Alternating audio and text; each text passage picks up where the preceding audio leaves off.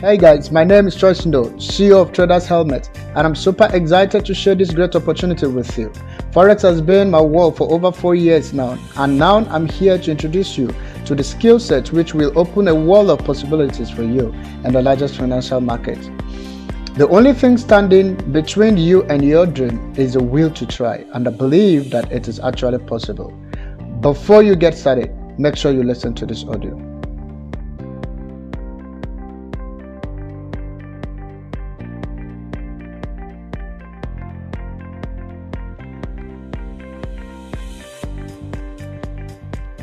The message you are about to hear was written and recorded on a record in 1956 by Earl Nightingale. This message is the answer to the question that he had been searching for from the time he was about 9 years old. Earl Nightingale had been born in economically depressed times. As a child, because they were so poor, Earl desperately wanted to know why some people grew up to enjoy prosperity, while others, like his family, struggled merely to survive. Unable to find answers to his questions from grown-ups, Earl began reading everything he could, believing that someone, somewhere, had the answer. Many years passed, and when Earl was 35 years old, he wrote and recorded this message. It was to be played one Saturday morning to a small group of salesmen during his absence. When Earl returned, he learned that the message had made such a positive impact on the men, they wanted copies to share with their friends and family. Earl arranged with Columbia Records to duplicate the record to meet the many requests. Much to Earl's surprise, in very little time, without any real advertising or marketing, over 1 million copies had been sold, and he received a gold record. Earl called the message, "The Strangest Secret." And this single recording was the seedling from which the entire personal development industry grew. And because Earl had discovered the true meaning of the strangest secret, which determines the outcome of one's life, he went from poverty to become one of the most highly recognized voices and names throughout the United States and from the West Indies to South Africa. His daily radio program, Our Changing World, was the world's most widely sponsored radio program and was heard daily across the United States, Canada, Mexico, Australia, the Bahamas, Guam, New Zealand, Puerto Rico, the Armed Forces Radio, and 30 countries overseas. I'm Diana Nightingale, and since my husband's death in 1989, I have continually looked for new effective ways to continue to share Earl's many messages of inspiration with the world. The personal development industry is so vast today, and yet people around the world attribute the strangest secret as being the one message that has most positively affected their lives. Earl revised The Strangest Secret several times over the past 40 years as times changed. Because of these changes, I believe you will appreciate the historic value of this original recording. As you listen, you will notice how the statistics reflect those of the mid-1950s. You'll also hear Earl mention the other side of the record. But 40 years later, the message is as true and valuable as it was then. Now I invite you to sit back, relax, and enjoy the original, The Strangest Secret by Earl Nightingale. I'd like to tell you about the strangest secret in the world. Not long ago, Albert Schweitzer, the great doctor and Nobel Prize winner, was being interviewed in London, and a reporter asked him, "Doctor, what's wrong with men today?" The great doctor was silent a moment, and then he said, "Men simply don't think." And it's about this that I want to talk with you. We live today in a golden age. This is an era that man has looked forward, dreamed of, and worked toward for thousands of years. But since it's here, we pretty well take it for granted. We in America are particularly fortunate to live in the richest land that ever existed on the face of the earth, a land of abundant opportunity for everyone. But do you know what happens? Let's take 100 men who start even at the age of 25. Do you have any idea what will happen to those men by the time they're 65? These 100 men who all start even at the age of 25 believe they're going to be successful.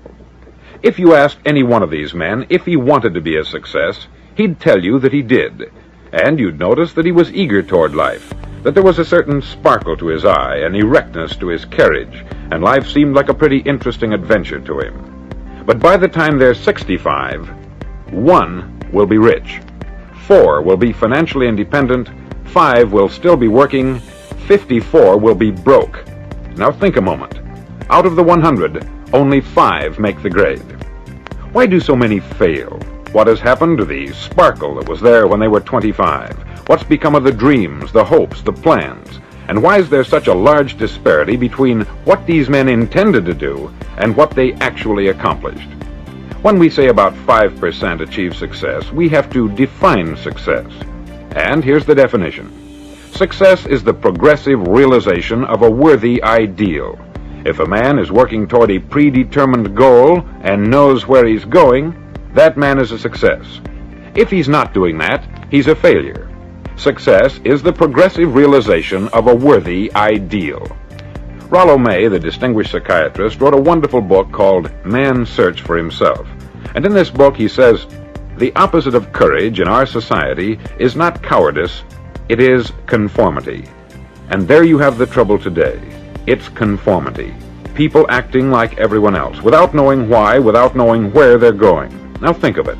In America right now, there are over 14 million people 65 years of age and over, and about 13 million of these 14 million are broke.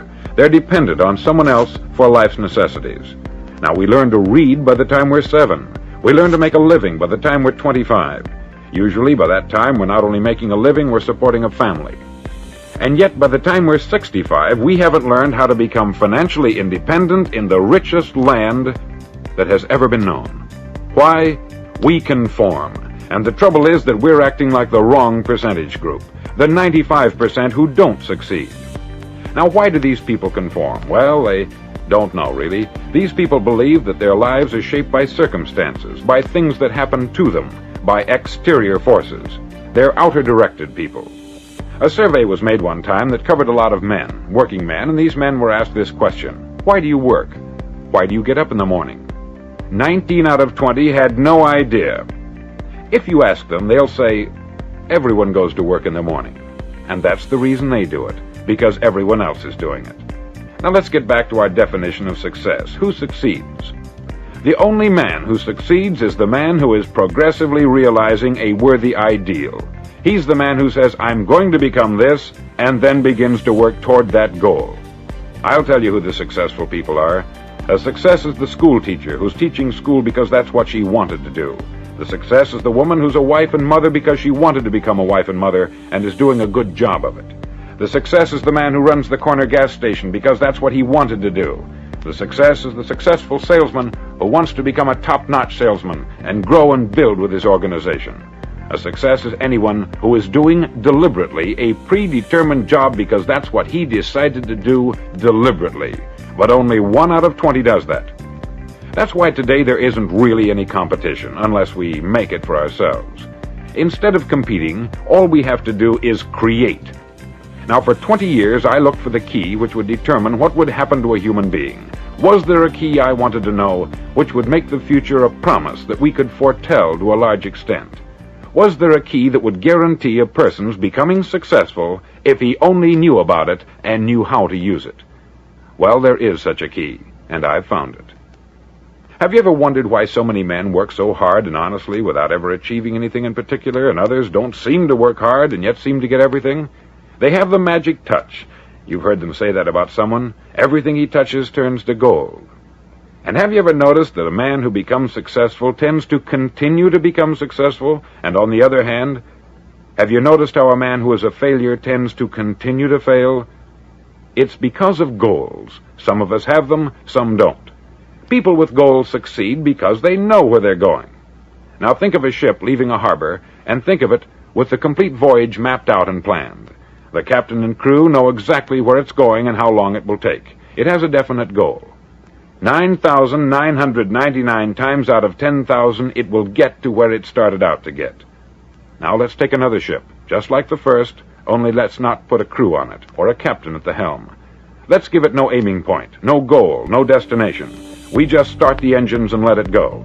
I think you'll agree with me that if it gets out of the harbor at all, it will either sink or wind up on some deserted beach a derelict. It can't go any place because it has no destination and no guidance. It's the same with a human being. Take the salesman, for example. There is no other person in the world today with the future of a good salesman. Selling is the world's highest paid profession, if we're good at it and if we know where we're going. Every company needs top-notch salesmen, and they reward those men. The sky is the limit for them. But how many can you find? Someone once said, the human race is fixed, not to prevent the strong from winning, but to prevent the weak from losing. The American economy today can be likened to a convoy in time of war. The entire economy is slowed down to protect its weakest link, just as the convoy had to go at the speed that would permit its slowest vessel to remain in formation. That's why it's so easy to make a living today. It takes no particular brains or talent to make a living and support a family today. So we have a plateau of so-called security, if that's what a person's looking for. But we do have to decide how high above this plateau we want to aim for. Now let's get back to the strangest secret in the world, the story that I wanted to tell you today. Why do men with goals succeed in life and men without them fail? Well, let me tell you something which, if you really understand it, will alter your life immediately. If you understand completely what I'm going to tell you from this moment on, your life will never be the same again. You'll suddenly find that good luck just seems to be attracted to you. The things you want just seem to fall in line. And from now on, you won't have the problems, the worries, the gnawing lump of anxiety that perhaps you've experienced before. Doubt, fear, well, they'll be things of the past. Here's the key to success, and the key to failure. We become what we think about. Now let me say that again. We become what we think about. Throughout all history, the great wise men and teachers, philosophers and prophets have disagreed with one another on many different things. It is only on this one point that they are in complete and unanimous agreement. Listen to what Marcus Aurelius, the great Roman emperor, said. He said, "A man's life is what his thoughts make of it." Disraeli said this, "Everything comes if a man will only wait. I have brought myself by long meditation to the conviction that a human being with a settled purpose must accomplish it, and that nothing can resist a will that will stake even existence for its fulfillment." Ralph Waldo Emerson said this, "A man is what he thinks about all day long." William James said, "The greatest discovery of my generation is that human beings can alter their lives by altering their attitudes of mind." And he also said, "We need only in cold blood act as if the thing in question were real, and it will become infallibly real by growing into such a connection with our life that it will become real. It will become so knit with habit and emotion that our interest in it will be those which characterize belief." He also said this, "If you only care enough for a result, you will almost certainly attain it. If you wish to be rich, you will be rich. If you wish to be learned, you will be learned. If you wish to be good, you will be good. Only you must then really wish these things, and wish them exclusively, and not wish at the same time 100 other incompatible things just as strongly." In the Bible you read, in Mark 9:23, "If thou canst believe, all things are possible to him that believeth." Dr. Norman Vincent Peale said this, "This is one of the greatest laws in the universe. Fervently do I wish I had discovered it as a very young man. It dawned upon me much later in life, and I've found it to be one of the greatest, if not my greatest discovery, outside of my relationship to God. And the great law, briefly and simply stated, is that if you think in negative terms, you'll get negative results. If you think in positive terms, you will achieve positive results. That is the simple fact which is at the basis of an astonishing law of prosperity and success. In 3 words, believe and succeed." William Shakespeare put it this way, "Our doubts are traitors, and make us lose the good we oft might win by fearing to attempt." George Bernard Shaw said, "People are always blaming their circumstances for what they are. I don't believe in circumstances. The people who get on in this world are the people who get up and look for the circumstances they want, and if they can't find them, make them." Well, it's pretty apparent, isn't it? And every person who discovered this for a while believed that he was the first one to work it out. We become what we think about. Now, it stands to reason that a person who's thinking about a concrete and worthwhile goal is going to reach it, because that's what he's thinking about.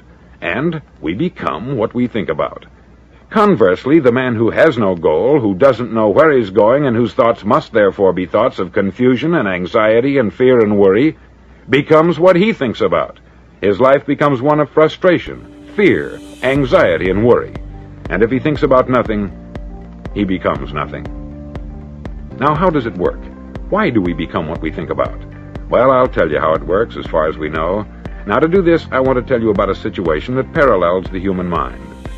Suppose a farmer has some land, and it's good, fertile land. Now, the land gives the farmer a choice. He may plant in that land whatever he chooses. The land doesn't care. It's up to the farmer to make the decision. Now, remember, we're comparing the human mind with the land, because the mind, like the land, doesn't care what you plant in it. It will return what you plant, but it doesn't care what you plant. Now, let's say that the farmer has two seeds in his hand. One is a seed of corn, the other is nightshade, a deadly poison. He digs two little holes in the earth and he plants both seeds, one corn, the other nightshade. He covers up the holes, waters, and takes care of the land, and what will happen? Invariably, the land will return what is planted.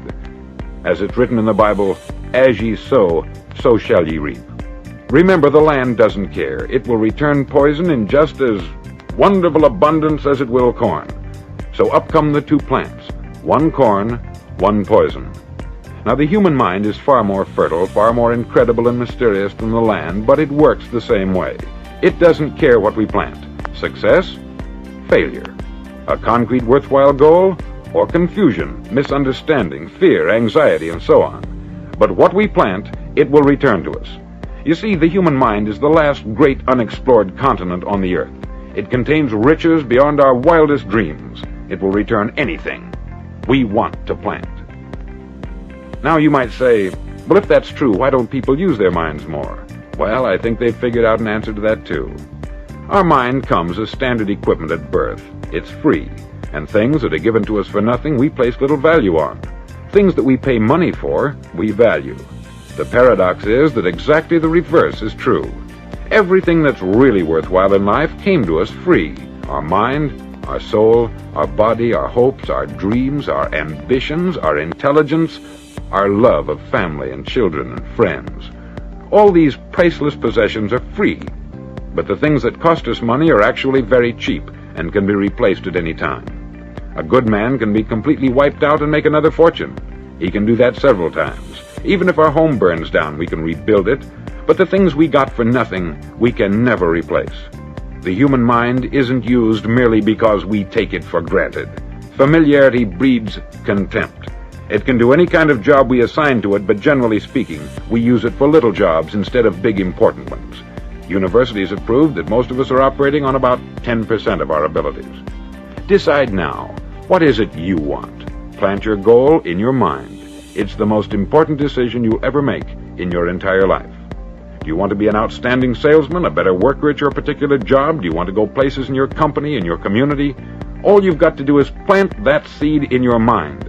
Care for it. Work steadily toward your goal, and it will become a reality. It not only will, there's no way that it cannot. You see, that is a law, like the laws of Sir Isaac Newton, the laws of gravity. If you get on top of a building and jump off, you'll always go down. You'll never go up. And it's the same with all the other laws of nature. They always work. They're inflexible. Think about your goal in a relaxed, positive way. Picture yourself in your mind's eye as having already achieved this goal. See yourself doing the things you will be doing when you've reached your goal. Ours has been called the phenobarbital age, the age of ulcers and nervous breakdowns.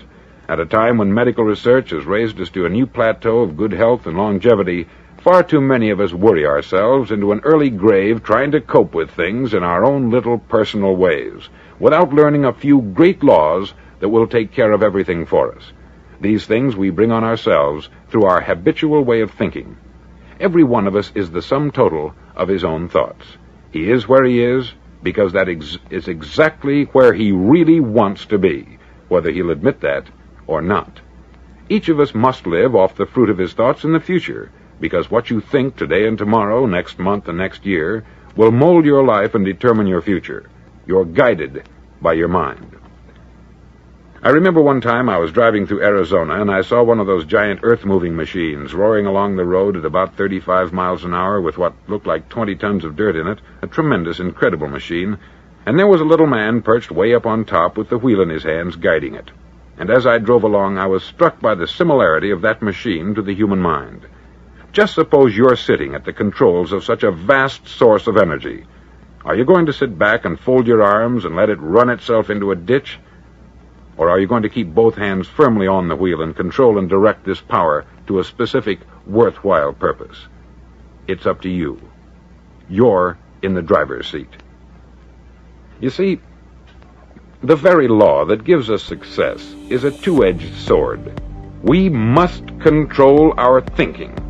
The same rule that can lead a man to a life of success, wealth, happiness, and all the things he's ever dreamed of for himself and his family, that very same law can lead him into the gutter. It's all in how he uses it, for good or for bad. This is the strangest secret in the world. Now, why do I say it's strange, and why do I call it a secret?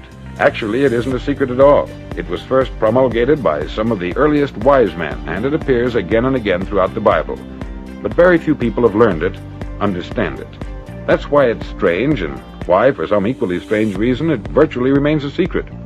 I believe that you could go out and walk down the main street of your town and ask one man after another what the secret of success is, and you probably wouldn't run into one man in a month who could tell you.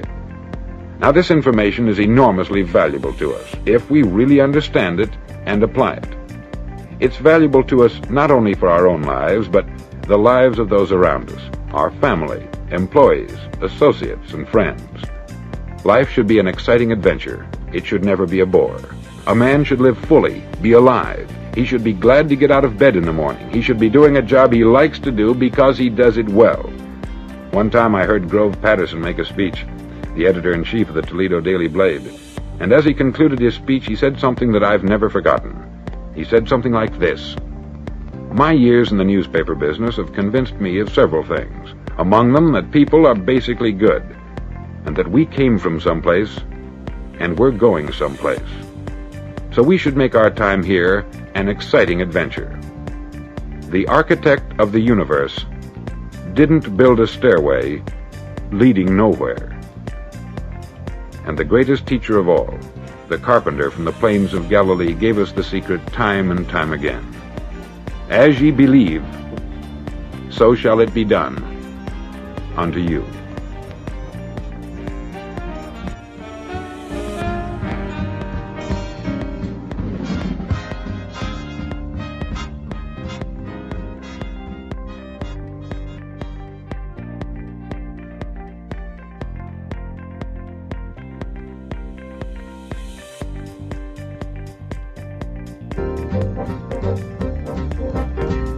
On side number 1 of this record, I've explained the strangest secret in the world and how it works.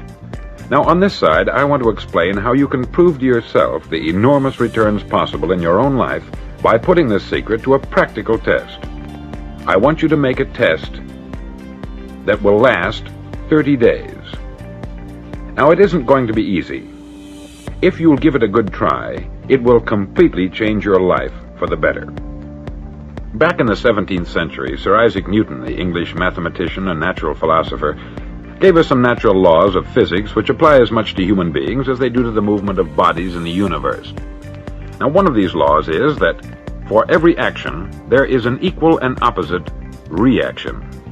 Simply stated, as it applies to you and me, it means we can achieve nothing without paying the price. The results of your 30-day experiment will be in direct proportion to the effort you put forth. To be a doctor, you must pay the price of long years of difficult study.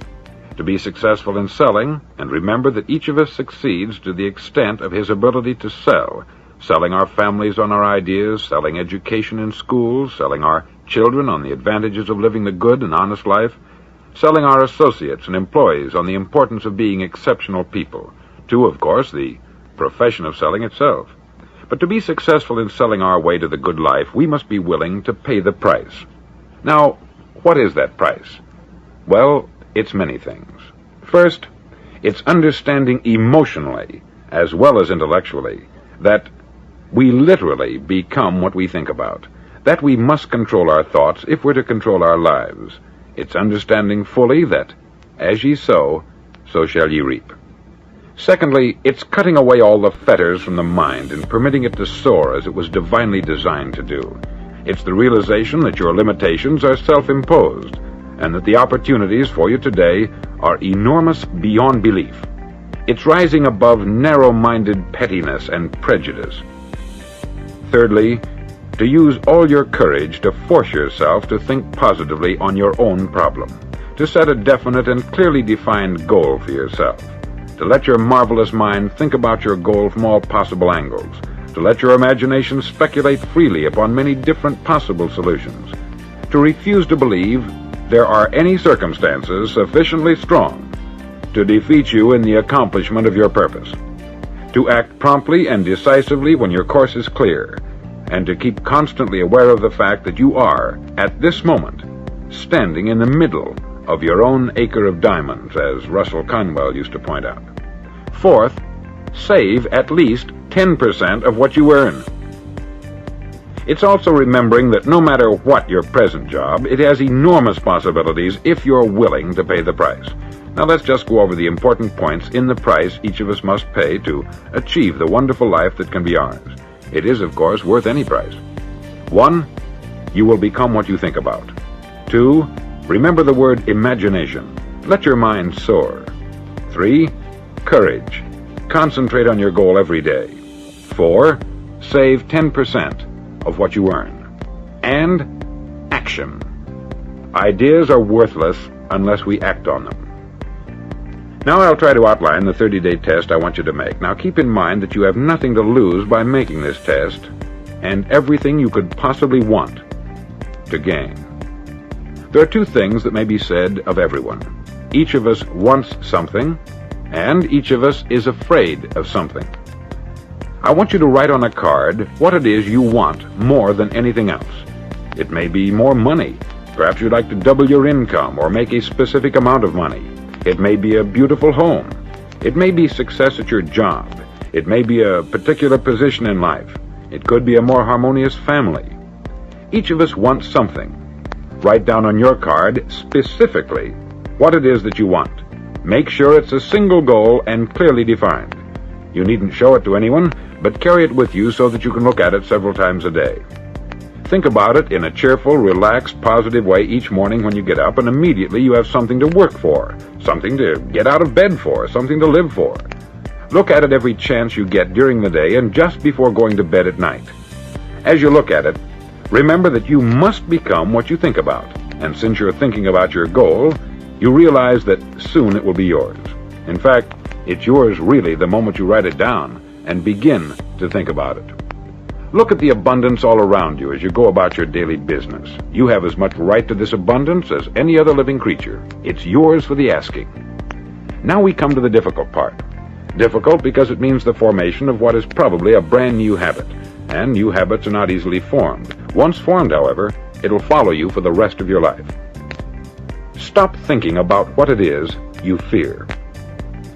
Each time a fearful or negative thought comes into your consciousness, replace it with a mental picture of your positive and worthwhile goal. There will come times when you will feel like giving up. It's easier for a human being to think negatively than positively. That's why only 5% is successful. You must begin now to place yourself in that group. For 30 days, you must take control of your mind. It will think only about what you permit it to think. Each day for this 30-day test, do more than you have to do. In addition to maintaining a cheerful, positive outlook, give of yourself more than you've ever done before. Do this knowing that your returns in life must be in direct proportion to what you give.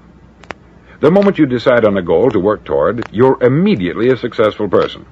You're then in that rare and successful category of people who know where they're going. Out of every 100 people, you belong to the top 5. Don't concern yourself too much with how you're going to achieve your goal. Leave that completely to a power greater than yourself. All you have to do is know where you're going. The answers will come to you of their own accord. Remember these words from the Sermon on the Mount, and remember them well. Keep them constantly before you this month of your test. Ask, and it shall be given you. Seek, and ye shall find. Knock, and it shall be opened unto you. For every one that asketh receiveth, and he that seeketh findeth, and to him that knocketh it shall be opened. It's as marvelous and as simple as that. In fact, it's so simple that in our seemingly complicated world it's difficult for an adult to understand that all he needs is a purpose and faith. For 30 days, do your best. If you're a salesman, go at it as you've never done before, not in hectic fashion, but with the calm, cheerful assurance that time well spent will give you the abundance in return you deserve and want. If you're a homemaker, devote your 30-day test to complete giving of yourself without thinking about receiving anything in return, and you'll be amazed at the difference it makes in your life. No matter what your job, do it as you've never done it before for 30 days. And if you've kept your goal before you every day, you'll wonder and marvel at this new life you've found. Dorothea Brand, outstanding editor and writer, discovered it for herself and tells about it in her fine book, Wake Up and Live. Her entire philosophy is reduced to the words, act as though it were impossible to fail. She made her own test with sincerity and faith, and her entire life was changed to one of overwhelming success. Now you make your test for 30 full days. Don't start your test until you've made up your mind to stick with it. You see, by being persistent, you're demonstrating faith. Persistence is simply another word for faith. If you didn't have faith, you would never persist. If you should fail during your first 30 days, by that I mean suddenly find yourself overwhelmed by negative thoughts, you've got to start over again from that point and go 30 more days. Gradually, your new habit will form until you find yourself one of that wonderful minority to whom virtually nothing is impossible. Don't forget the card. It's vitally important as you begin this new way of living. On one side of the card, write your goal, whatever it may be. On the other side, write the words we've quoted from the Sermon on the Mount. Ask, and it shall be given you. Seek, and ye shall find. Knock, and it shall be opened unto you. In your spare time during your test period, read books that will help you. Inspirational books like the Bible, Dorothea Brand's Wake Up and Live, The Magic of Believing by Claude Bristol, Think and Grow Rich by Napoleon Hill, and other books that instruct and inspire. Nothing great was ever accomplished without inspiration. See that during these crucial first 30 days, your own inspiration is kept at a peak. Above all, don't worry. Worry brings fear, and fear is crippling. The only thing that can cause you to worry during your test is trying to do it all yourself. Know that all you have to do is hold your goal before you. Everything else will take care of itself. Remember also to keep calm and cheerful. Calm and cheerful. Don't let petty things annoy you and get you off course. Now, since making this test is difficult, some may say, well, why should I bother? Well, look at the alternative. No one wants to be a failure. No one really wants to be a mediocre individual. No one wants a life constantly filled with worry, fear, and frustration. Therefore, remember that you must reap that which you sow. If you sow negative thoughts, your life will be filled with negative things. If you sow positive thoughts, your life will be cheerful, successful, and positive. Now, gradually, you will have a tendency to forget what you've heard on this record. Play it often. Keep reminding yourself of what you must do to form this new habit. Gather your whole family about and listen to what's been said here at regular intervals. You know, most men will tell you that they want to make money without understanding the law. The only people who make money work in the mint. The rest of us must earn money. This is what causes those who keep looking for something for nothing or a free ride to fail in life. The only way to earn money is by providing people with services or products which are needed and useful. We exchange our product or service for the other man's money. Therefore, the law is that our financial return will be in direct proportion to our service. Success is not the result of making money. Making money is the result of success. And success is in direct proportion to our service. Most people have this law backwards. They believe that you're successful if you earn a lot of money.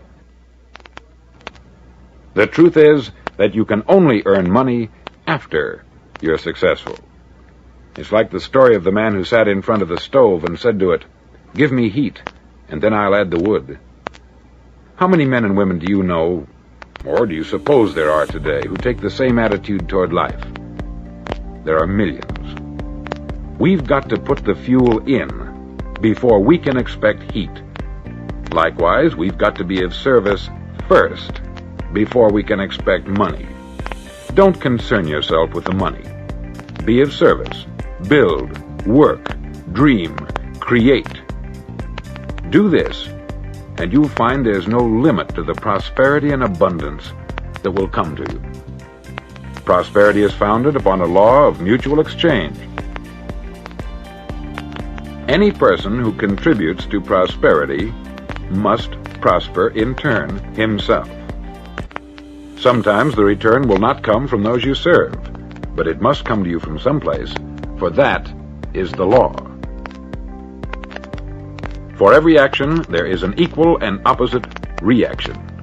As you go daily through your 30-day test period, remember that your success will always be measured by the quality and quantity of service you render, and money is a yardstick for measuring this service. No man can get rich himself unless he enriches others. There are no exceptions to a law. You can drive down any street in America and from your car estimate the service that's being rendered by the people living on that street. Had you ever thought of this yardstick before? It's interesting. Some, like ministers and priests and other devoted people, measure their returns in the realm of the spiritual, but again, their returns are equal to their service. Once this law is fully understood, any thinking person can tell his own fortune. If he wants more, he must be of more service to those from whom he receives his return. If he wants less, he has only to reduce this service. This is the price you must pay for what you want. If you believe you can enrich yourself by deluding others, you can only end by deluding yourself. Just as surely as you breathe, you'll get back what you put out. Don't ever make the mistake of thinking you can avert this. It's impossible. The prisons and the streets where the lonely walk are filled with people who tried to make new laws just for themselves. We may avoid the laws of man, but there are greater laws that cannot be broken. An outstanding medical doctor recently pointed out 6 steps that will help you realize success. 1. Set yourself a definite goal. 2. Quit running yourself down. 3. Stop thinking of all the reasons why you cannot be successful, and instead, think of all the reasons why you can. 4. Trace your attitudes back through your childhood and try to discover where you first got the idea you couldn't be a success, if that's the way you've been thinking. 5. Change the image you have of yourself by writing out a description of the person you would like to be. And 6. Act the part of the successful person you have decided to become. The doctor who wrote those words is a noted West Coast psychiatrist, David Harold Fink, M.D. Do what all the experts since the dawn of recorded history have told you you must do. Pay the price by becoming the person you want to become. It's not nearly as difficult as living unsuccessfully. Make your 30-day test. Then repeat it. Then repeat it again. Each time it will become more a part of you until you'll wonder how you could ever have lived any other way. Live this new way, and the floodgates of abundance will open and pour over you more riches than you may have dreamed existed. Money? Yes, lots of it. But what's more important, you'll have peace. You'll be in that wonderful minority who lead calm, cheerful, successful lives. Start today. You have nothing to lose, but you have a life to win.